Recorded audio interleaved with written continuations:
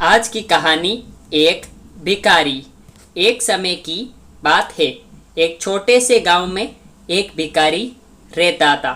उसका नाम रामू था। रामू को रोजगार नहीं मिलता था, इसलिए वह लोगों से भीख मांगकर धन इकट्ठा करता था। कई लोग उसे पैसे दे देते थे और कई कुछ भी नहीं देते थे। ज़्यादातर लोग उसे भला बुरा कहकर उसका अपमान भी किया करते थे। उसे हमेशा इस बात का दुख होता। एक दिन रामू ने तय किया कि क्यों न वह कोई अपनी जीवन की कठिनाइयों से निकलकर अपने आप को बदल दे। वह अपने दोस्त से मदद मांगने के लिए निकला, जिनसे उसने कभी कुछ नहीं मांगा था। रामू अपने दोस्तों के पास पहुंचा और उन्हें अपनी समस्या बताई। उसके दोस्त उसे समझते थे और उन्होंने उसे आश्वस्त किया कि उसकी मदद वे करेंगे।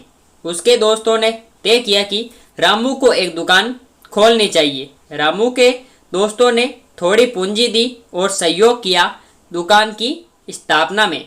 रामू ने अपनी दुकान में अलग अलग आवश्यकताओं के लिए सामान रखा, जैसे कि सब्जी, मिठाई, दूध, अदरक आदि।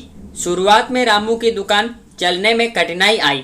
उसे ग्राहकों को खींचने के लिए कई समस्याएं सामने आई, लेकिन रामू ने कठिनाइयों के सामने झुकने की बजाय समाधान ढूंढने का निर्णय लिया।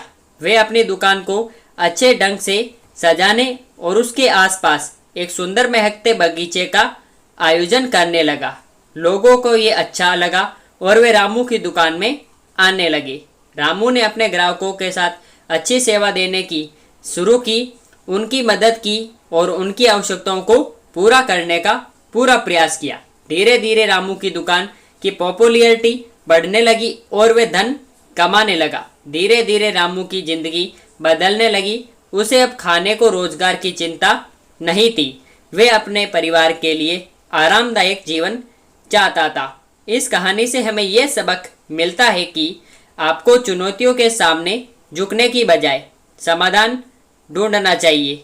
चाहे आप भिखारी हो या बड़े व्यापारी, मेहनत और समर्पण से आप अपनी जिंदगी में सफलता प्राप्त कर सकते हैं।